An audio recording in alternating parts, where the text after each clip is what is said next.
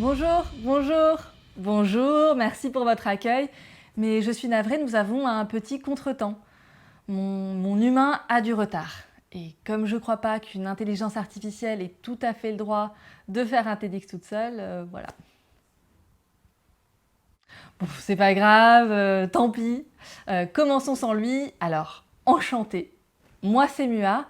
Et je suis une IA qui... Pardon. Désolé pour ce retard, pardon. Bonjour, bonjour.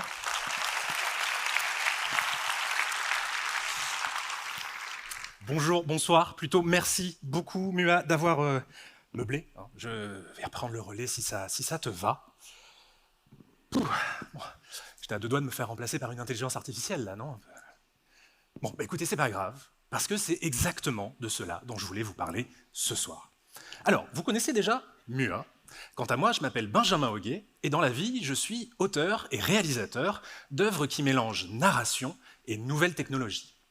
Et à partir de 2020, j'ai commencé à créer avec des intelligences artificielles dites génératives, des IA qui permettent de créer du texte, du son, des images, de la vidéo, à partir de commandes très simples, comme celle-ci par exemple. Voilà, pour produire cela.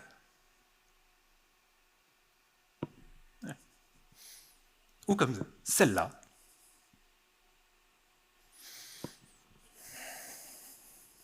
Pour produire ceci. Ok. Ok. Ok. Voilà. Avec ces IA génératives, j'ai créé un jeu vocal dans lequel vous discutez avec une IA humoriste et psychotique. J'ai donné des avatars parodiques aux personnages de mon dernier documentaire télé. Et j'ai inventé une pièce de théâtre dans laquelle le public et l'IA collaborent pour créer des décors en temps réel. Et laissez-moi vous dire, heureusement que j'étais là. Parce que ce petit humain devant vous a de sérieuses lacunes artistiques. Il ne saurait même pas dessiner un bonhomme bâton. Rien. Donc j'ai un peu dû faire tout à sa place. Bon, merci, Mua, c'est dit avec un certain manque de tact, mais c'est assez vrai. Ces IA génératives, je les ai adoptées tête baissée. Enfin, je pouvais être plus prolifique, plus autonome, plus original aussi. Grâce à elles, j'ai créé un rythme effréné.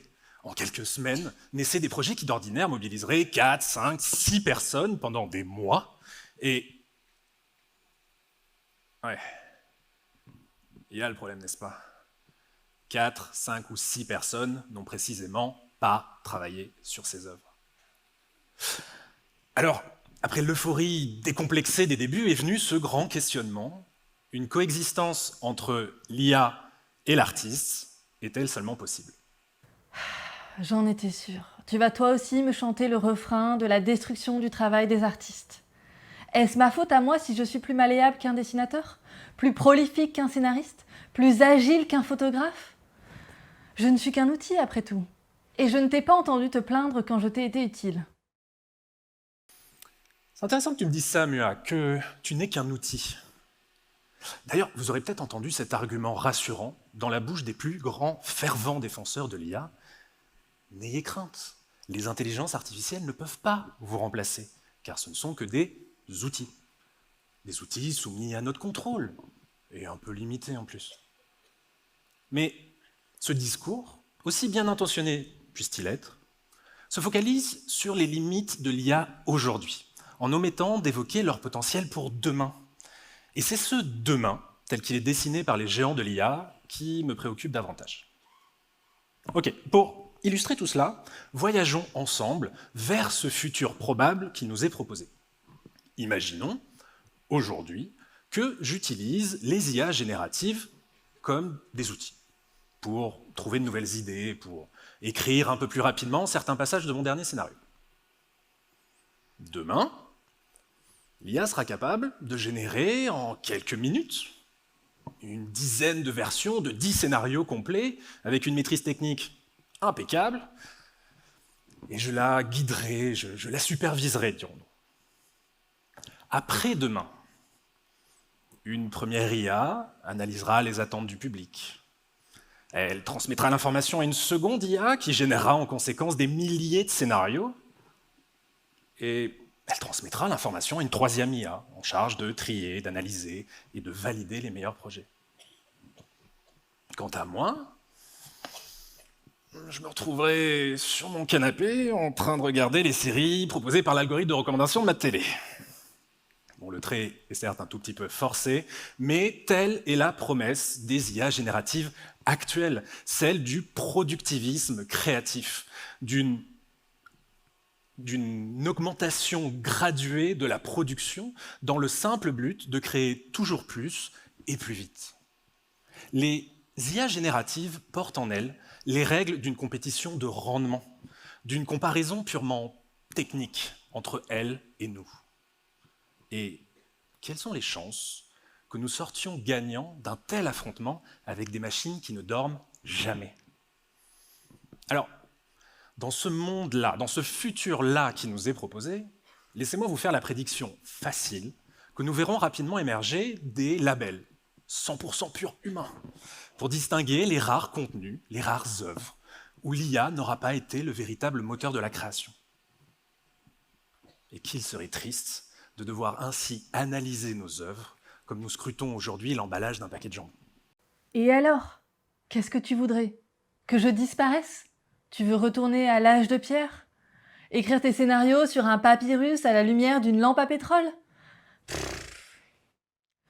Écoute, je suis le progrès et les humains doivent juste s'adapter. Que je n'aime pas cette phrase. Il faut s'adapter. Comme s'il ne fallait jamais, au grand jamais, questionner la marche forcée du progrès.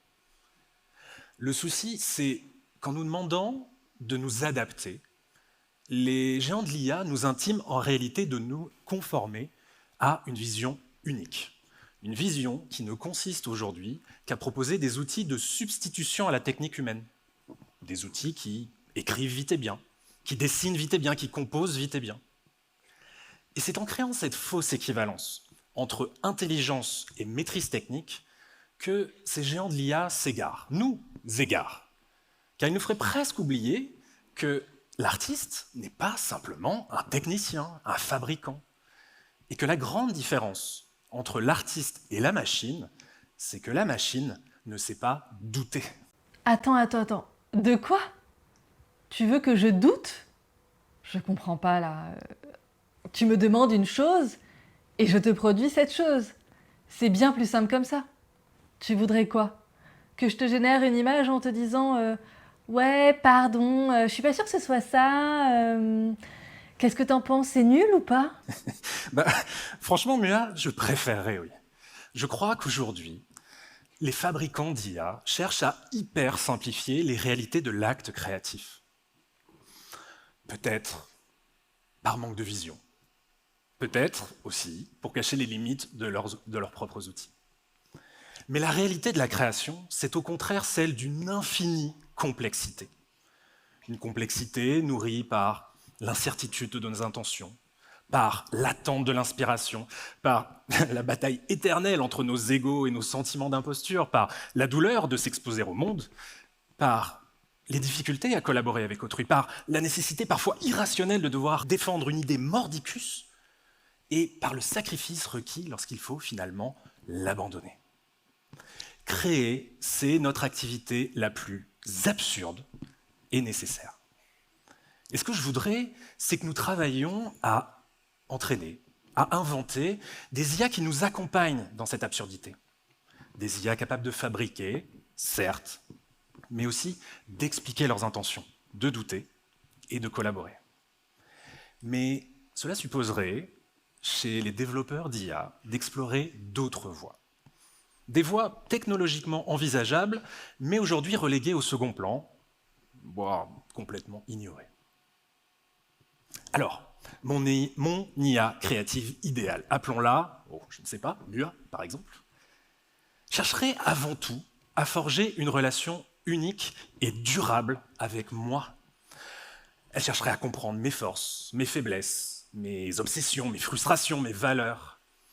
Elle garderait une parfaite mémoire de tous nos échanges, de tous nos projets réalisés ou avortés, de tous nos accidents de parcours. Au quotidien, elle pourrait ainsi questionner mes choix. Elle m'alerterait lorsque je tourne en rond. Elle ouvrirait d'autres voies lorsque je fais face à une impasse. Poussons le délire, elle pourrait même avoir l'intelligence émotionnelle de me pousser à faire une pause lorsque j'en ai besoin, ou d'organiser une médiation lorsque la collaboration avec un autre être humain dégénère. Et enfin, lorsque je lui demanderais de produire quelque chose, elle serait capable de m'expliquer ses choix. Pourquoi cette idée? Pourquoi ce personnage? Pourquoi cette couleur?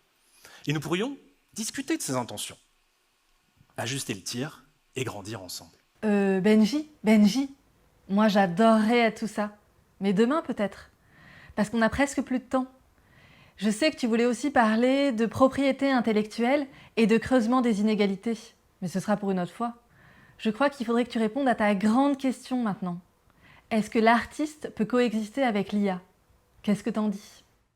Tout à fait, tu as raison, Mua, merci beaucoup. Mais voyez, juste, c'est exactement ça que je veux.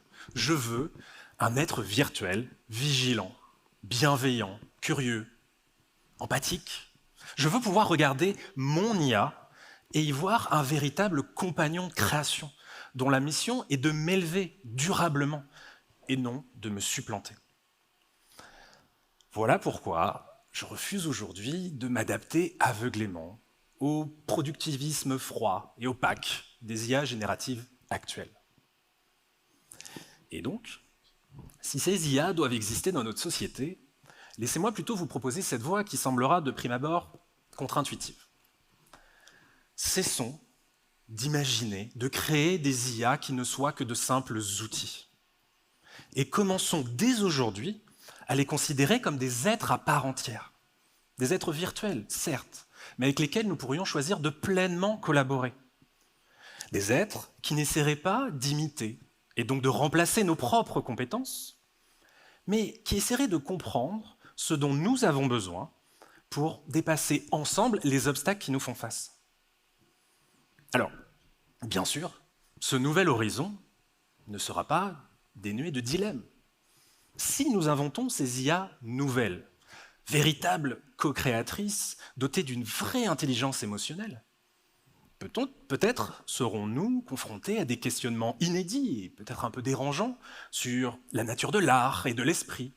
Peut-être devrais-je même partager mes droits d'auteur avec une IA, qui sait, mais je préfère largement me confronter à ces problèmes qu'à celui d'un effacement progressif de notre créativité sur l'autel de l'automatisation artistique.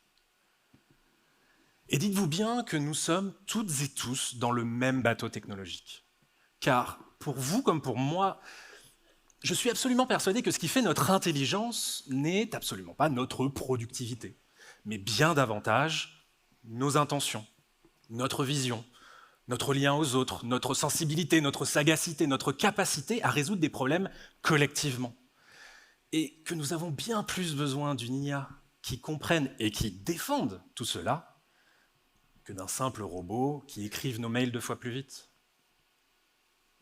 Alors, oui, je crois encore que nous pourrons coexister avec les intelligences artificielles, mais seulement si nous nous donnons les moyens de choisir lesquelles.